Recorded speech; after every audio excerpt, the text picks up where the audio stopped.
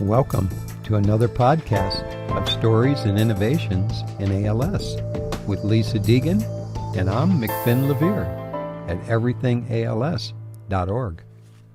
Welcome to Stories and Innovations in ALS, episode number 10, Biomarkers Lead to Results. My name is Lisa Deegan. I am joined today with McFinn.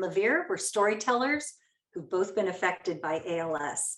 Today, we're going to be talking with Dr. Aria Anvar, who is the Principal Investigator on the EverythingALS team. Our mission is to share the stories of those affected by ALS and the efforts of those who are investigating and innovating to find a cure for this devastating disease. We're all part of an organization called EverythingALS.org, whose mission is care to cure. Our ultimate goal is accelerating treatments for ALS. So today we are excited to have Dr. Aria Anvar as our guest today. He's been a physician for 22 plus years, and he brings his expertise as a principal investigator on the EverythingALS Digital Biomarker Research Study.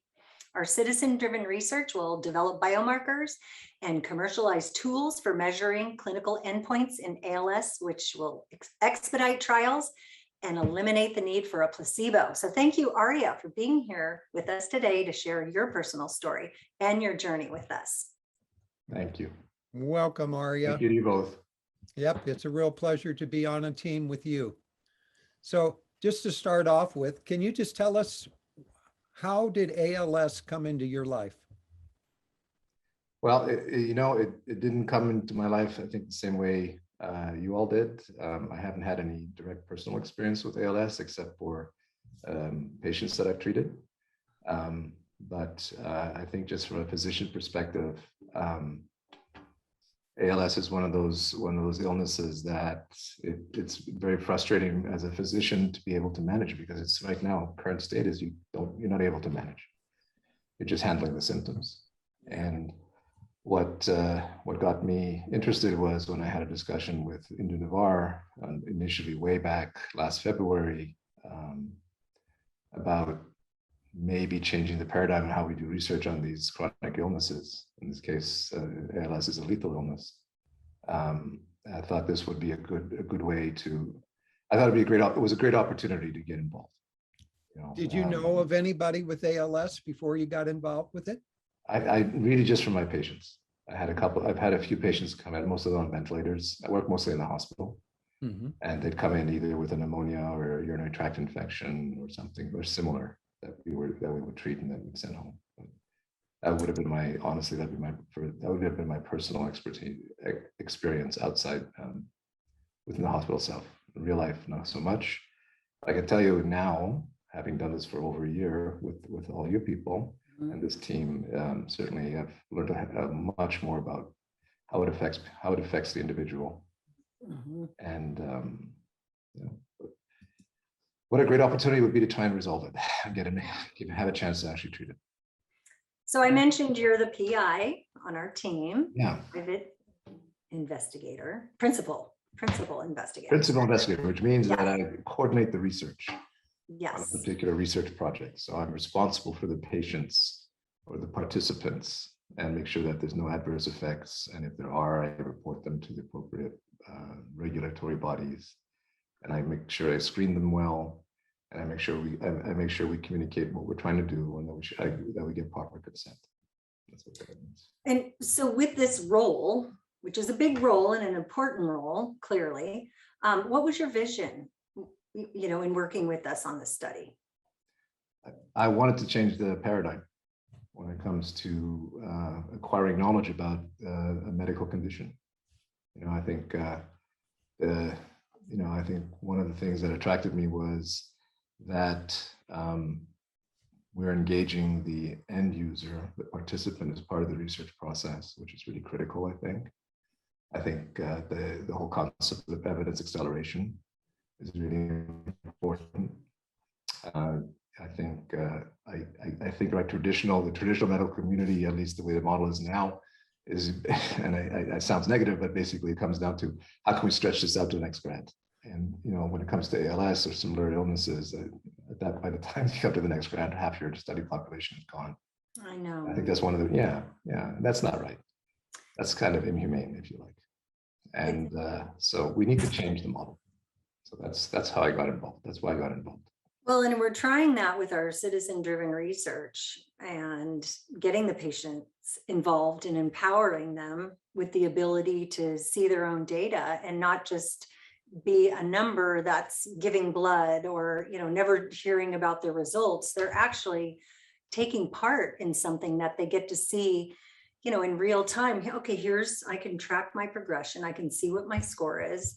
And, if we can use some of our biomarkers as endpoints, in addition to the ALS FRS score, I think it'll be so beneficial. If you want to talk more about that to explain to everyone how we're doing that, because it's so crucial. Sure. And I can, we as a team believe that this can help really push things forward. Well, so when we talk about citizen research, I think really a more common term would be crowdsource. It'd be like crowdsourcing research, engaging the end user in the actual research paradigm. And who would know better what's going on than the person who's in the front line, right? Who has the illness. And we've done, some of these sessions we've gone through have been very illuminating, because the feedback we get about what they've gone through, with the incredible amount of time it takes to get diagnosed, and by the time the diagnosis is too late, and how you have to respond to that. The lack of transparency when it comes to their medical data, when even if they engage in research projects, they don't have clear feedback on what they're doing. It's like a black hole. Mm-hmm. So there's not a closed loop when it comes to that. And so I give, you give credit to all the research entities in academia and pharma in trying to resolve this, mm-hmm. but the model is broken. And bringing in our participants as part of the research process is, I think, really, really key, because that feedback is very important when it comes to at least getting a better handle of what we're dealing with, and also understanding what directions we can go. What we're trying to do with EverythingALS is we're trying to combine what we call remote digital or remote clinical trials with advances in sensor technology. And so taking it out of the sort of a mainstream academic center and moving it into people's homes or someplace where it's convenient to be able to collect data, but also using sensors that in some ways are more sensitive than human beings when it comes to detecting the early symptoms of ALS or any neurodegenerative disorder. Mm-hmm. And combining that with AI, artificial intelligence, and machine learning, that is able to take this data that we've collected and analyze it in a way that, again, increases the sensitivity. And with the holy grail for me, of course, is the increased sensitivity allows for earlier diagnosis. And with ALS, what you have is, the key, if you want to look at it, the pivotal point is degeneration of the motor neuron. Once that motor neuron is gone, it's not replaceable. So if you diagnose earlier, you have a chance to intervene. Mm-hmm. At the current state is we don't diagnose it early, so it's too late to even do anything to it. There's a couple of drugs out there that really don't do much. Mm-hmm. So the key is, if you can get the early diagnosis, then there's a potential for some level of intervention. And then if you cannot cure, at least you can improve quality of life or extend life. That ultimately would be best to cure, of course. That's it. I think does that answer your question? Well, and also helping to understand the prognosis better, right? That's one of the goals, because people don't know what to expect, what's next, and how to prepare for that. And can this study help with getting the prognosis to be more accurate? Because right now there's so many ways it can come on, so many different levels it can progress at. Okay, I think that. So, I think if I understand this, is that there's ALS is a very heterogeneous illness, which means it's not like a pneumonia where I get an infection in my lung and I give an antibiotic and I treat it. Mhm. It's more like, I guess it's like a neurological, it's equivalent to cancer. Cancer is not one disease, it's many diseases.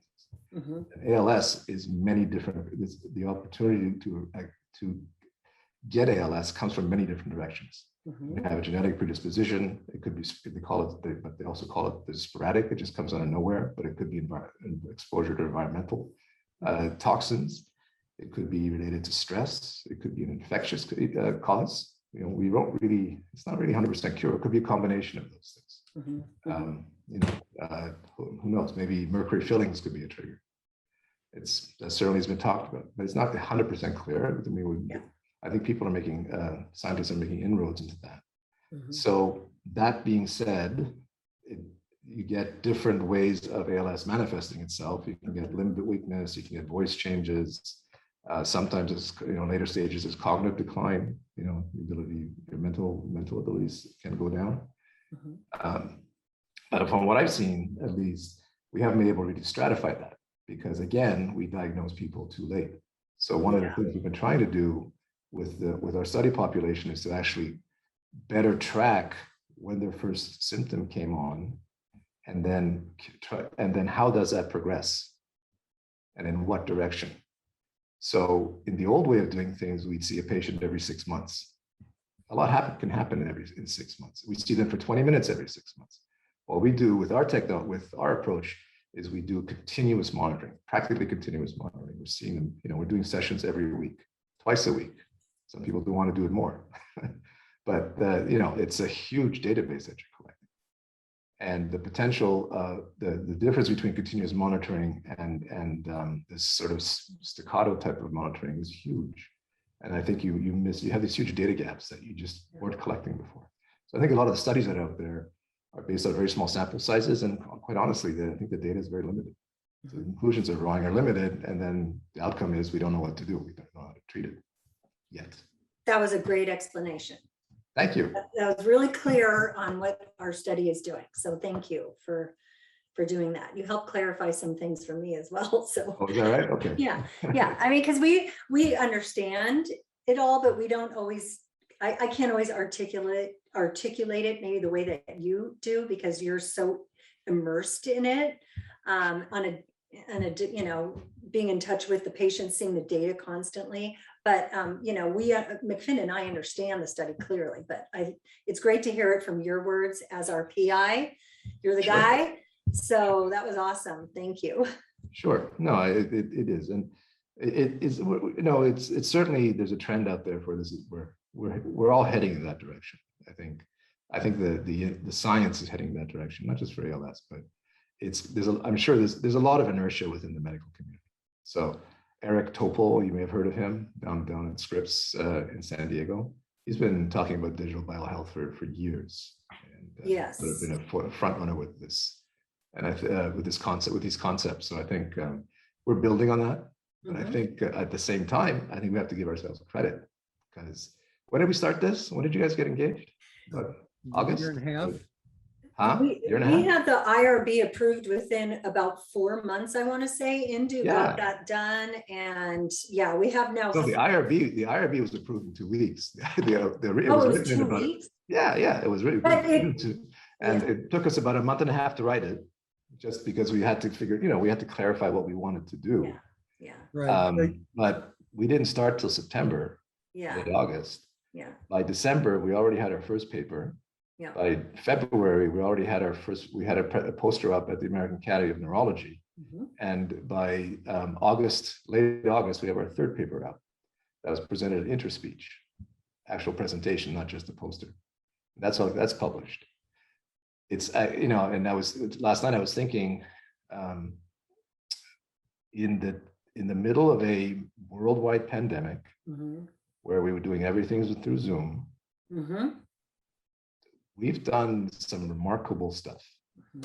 We have done some remarkable stuff. We've collected 600 plus, we've recruited 600 plus. 650, right, with our goal for 1,000. So we basically built the largest digital platform for ALS, active ALS patients and controls that has ever been built. That we're actually testing. And we've had We've had 25 pharmaceutical companies come to us for a roundtable to see what the heck we were doing when it comes to the digital biomarkers. And we're going to have a repeat of that. And now we've reached out to the FDA. Yep. The FDA has said, wow, gee whiz, that's pretty amazing what you're doing. Yeah. So I'm not quoting. That's the gist of it. So that's by remote in less than a year and a half, less than a year. I mean, really because we didn't, I mean, August. So August to August. Yeah, about a year and some. Yeah, that's phenomenal. My comment about a year and a half was our whole organization coming together. Yeah. That's true. Yeah, that's exactly right. I mean, it just takes time to gel, right? Yeah, 6 months. Yeah, we've done amazing stuff. We've worked well together, and we all continue to move forward in this, and it is exciting. I want to know, I mean, there's so many things that are moving forward in a positive direction. In your opinion, Aria, what would you say is the biggest roadblock or challenge that makes it either hard to do your work or hard to push your work forward? I think it's roadblocks.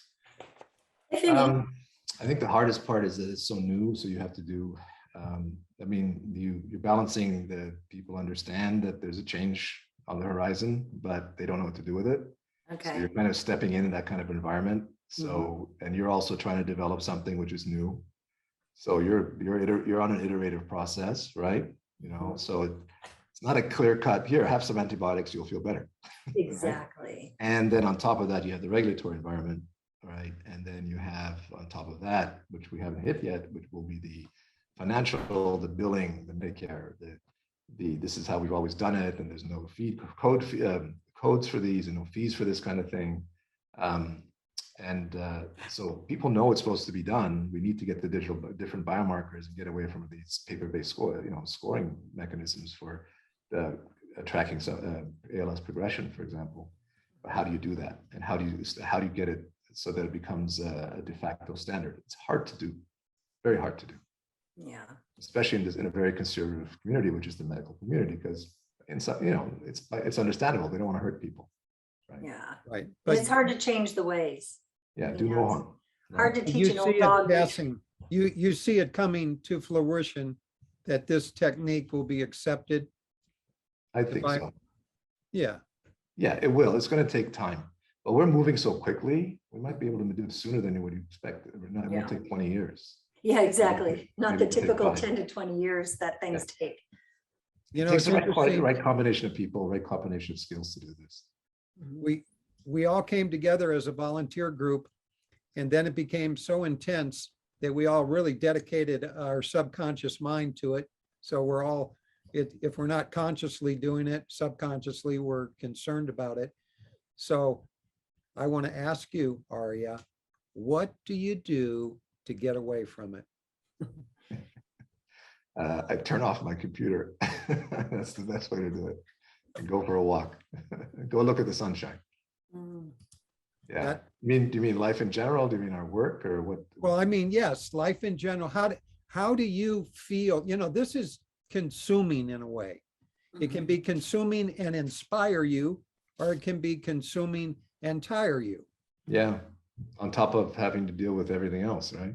Oh my gosh. I go back to the COVID pandemic. It's been a horror show. Yeah. Right. And having to navigate through that at the same time. That's right. It's been challenging. Been very challenging. And also the time commitment for all of us with our families and our other obligations.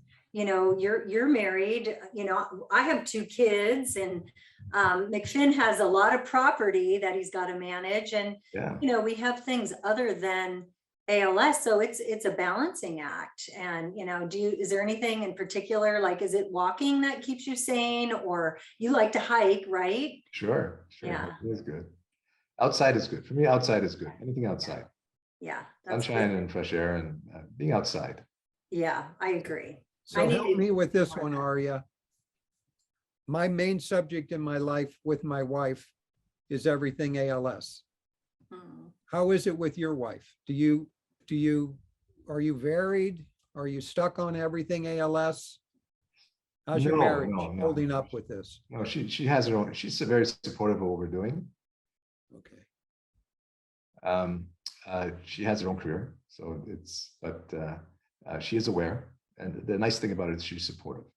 So if I take time off work to do some of these things here with Everything ALS, she understands. So she's supportive of it. That's really important. That is That's so important. so important.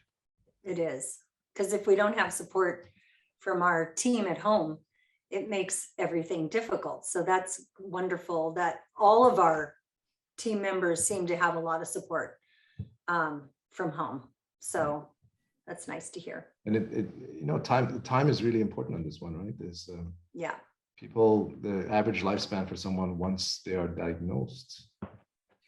Actually, clarify this for you guys.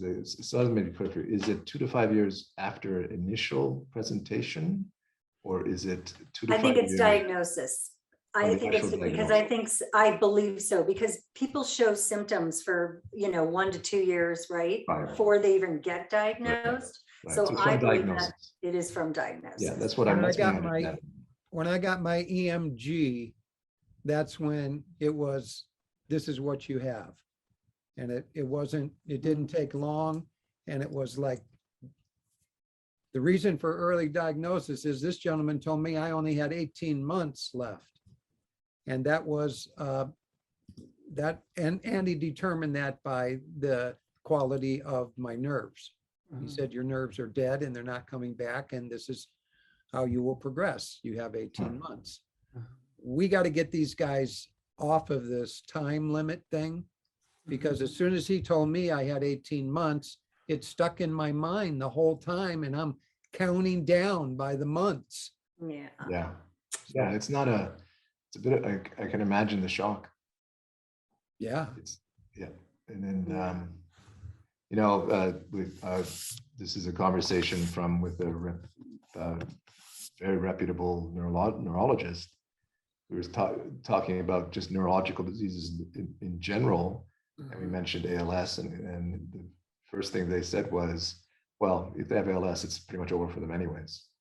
So that's the model the neurologists, the medical community is working with, right? So when you have that mindset, then the outcome is almost predictable, right? So we have to change, the mindset has to be changed. Do you think that's come about, Aria, though, because there's 30,000 people in the US living with ALS? And that number is probably, in my opinion, very low. And that perhaps is because of the high turnover, that people don't last long. Is the reasoning really money and finances, and they don't want to put enough money into research because there's not going to be a big bang with a drug? I don't know. Why is it underfunded? And that's a tough call. I think it's not, well, because they don't have I think if they had a specific trigger, it was easy, a drug would have been developed, like cystic fibrosis, right? That's not a common disease, but it's because it's so complicated. And cystic fibrosis is very easy. It's a single gene, right? And it's a single protein, and you can treat it. I think ALS is, we don't know what it is. It's very complicated. It's multiple variables that are affecting it. And the data that we have available is kind of, I don't know, honestly, you have to sort of, okay, I don't know, what do we do with this, right? Well, there are 30 genes, but that's for only less than 10% of the people that have it. And the other 90%, we're kind of like, I don't know how I got it. I have no idea. No, you're right. And I agree. And so I don't think it's deliberate. I think I agree with you. I think it's an underdiagnosed illness. I really do, or misdiagnosed. Okay. I agree with that. So I think probably the numbers are higher, and that's something hopefully we can establish with our studies, especially if we can do an earlier diagnosis. I think the other piece of it is there's a lot of good ideas out there, right? There's a lot of you want startups or whatever, if people that think like we do, and have the resources and the insights. Again, the problem becomes that there's a tremendous amount of inertia in the medical environment, especially when it comes to research and implementation and funding. So if you have a great idea that has great potential, by the time, like if you're talking about, say, a startup company, by the time you actually get that initial funding, it's anywhere or your results, because it currently takes so long to get anything done with the bureaucracy, you're kind of withered on the vine. So you don't get those novel ideas and those bright ideas so much. They gravitate to other things. So other sciences or other more obvious, like cardiac, like developing a better pacemaker, cardiac illnesses, which is much more clean, right?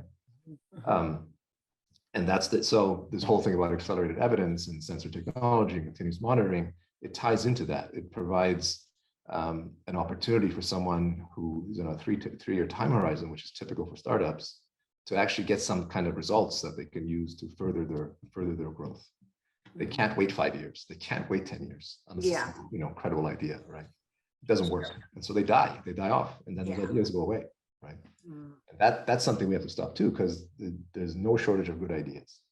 There's no shortage of good insights. Aria, is there a way that we could use our speech project for early detection to be really early? I mean, just to give that to people, it'll become a general test just to see where they're at. Why not?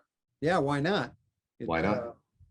If the Apple Watch can detect your change in heart rhythm, why can't we develop sensors that can change neurological issues? Yeah, if my Apple Watch tells me to breathe, we should have something that pops up that says there's weakness in your left foot. Your right hand is showing signs of something's not right. Yeah, your gait is off. But I would say the answer would be yes, absolutely. But we have to know what we're looking for. Yeah, that's what the speech thing is. The speech project and other projects we're going to do. Yeah, other research really will help us with, and not just not just alone. We collaborate with a lot of very smart people. Yeah, organizations like MIT and Harvard, and excuse me. And so it's and also our participants, right? Yes, they have great ideas too. So it's an open dialogue. It's much different than the traditional structure is, I have an idea, I'm going to get funding, I'm going to collect my data, I'm going to keep my data to myself, I'll publish my paper, and once it's published, I'll share it with people, right? It doesn't work. And then nothing's going to happen. Nothing, goes on the shelf. Somebody picks it up 5 years later. But they'll pick up the paper and they'll do it 5 years later. But again, half your population is gone. Yeah. So what you do is you stir the pot, and you get a lot of people in that pot, and you all look at the problem at the same time. Yeah. That's where the power comes from. That's crowdsourcing. Yeah. Crowdsourcing to the nth power. Yeah. Do you see any roadblocks for our speech project? I mean, short term, just not to overburdening people with too many things to do. So we have to be sensitive to that. Maybe we've had people. It's been a year, almost a year for some people. Are they going to continue? I love it to continue, because the more data we collect, the more we can do. I don't know. Do you guys see anything at all? Anything from your end? We just need to get 350 more participants, right, McFinn? Right. And hopefully they're going to come through our ALS group, seeking out helpers that they can direct to us. Yeah. I hope so. I guess the other one is, I wouldn't call it a roadblock, but it's people with ALS will continue to progress over the course of the study, and we're speech based, so when they reach the end stages, they can't continue currently, but we want to find ways that we can continue to participate in other projects. That would be great. Yeah. So you can't do this, but here's something else that you can to still give them that sense of empowerment, and that they are still contributing, and keeps them active in things, that they participate in, which is so important. But now, in December, are you guys going to be coming out with some results from our voice study on? I think the interspeech study was sort of it collected the data from about 150, 200 people. So they keep analyzing, and so they'll continue providing. As our catchment gets bigger, they have more data to analyze. and to optimize their machine learning algorithms. Mhm. So we'll see what they do with that. And I think what's encouraging is that our data people have been receptive. The scientific community as a whole has been fairly receptive with what we're doing. They haven't blocked it. They've actually put it out there. So that's a good news. Well, and we are open platform, right? So anybody can collaborate on the data with us. Absolutely. And we have some great institutions already behind us, like you mentioned. MGH, Answer ALS is doing this with us. Right. MIT, John Hopkins, John Hopkins, UT Austin. UT Austin. Yeah, so we've, John and modality.ai is our that's startup. that's our AI person, right? Yeah. We have IBM Watson. Yes. So I think Carnegie Mellon is out there. So. And weren't on board a while ago, but are they now? They're kind of, I think, they're looking at us. Okay, that's good. That's promising. They're watching us. I think that we'll probably circle back. There's so many opportunities. There's not enough time to do it all. I know. We need more hours in the day. Yeah. Well, we need that focus, and that focus is to bring in those people that we need. We need their help. It's the patient. That's the first level, right? Right. Yeah, once we get to 1,000, I tell you, once we get to 1,000, people will come knocking on the door. Yeah.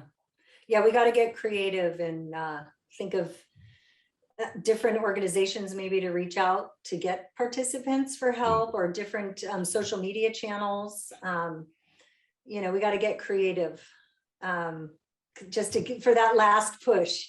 I think it's going to happen. So I hope so. We'll see. Yeah, it will. Well, we're getting creative just with these podcasts, because this is our message that people never heard before. Mhm. And so we are bringing life to the solution, Mhm. but we need support. I mean, That's true. we're all volunteers doing this, trying to make this happen. And we need the people with ALS who are capable to be our backup, to be our quarterback. Get that ball and throw it. Who are you going to throw it to? So Yeah. And I agree with McFinn. I think some of them there might be some are just burnt out, because like we discussed, right? They don't ever get any feedback. And we're different. We're actually setting up this patient dashboard where people actually can see the numbers. Yeah. Right. Which is a huge. That's a game changer. It's a game changer. It's never been done before. We had our, Dr. James Berry up at MGH said, "Wow, this has never been done before." Mhm. So that's just an example of how I don't want to say ridiculous, how different the current model is from what we're doing. Mhm. You bring people in, they have a serious illness, they're Mhm. spending their time, they're giving you data, but they never see what they've given. We're much different that way. It's huge, because it feeds the whole crowdsourcing model, and I don't know, it's very innovative. It's a very innovative way of doing things.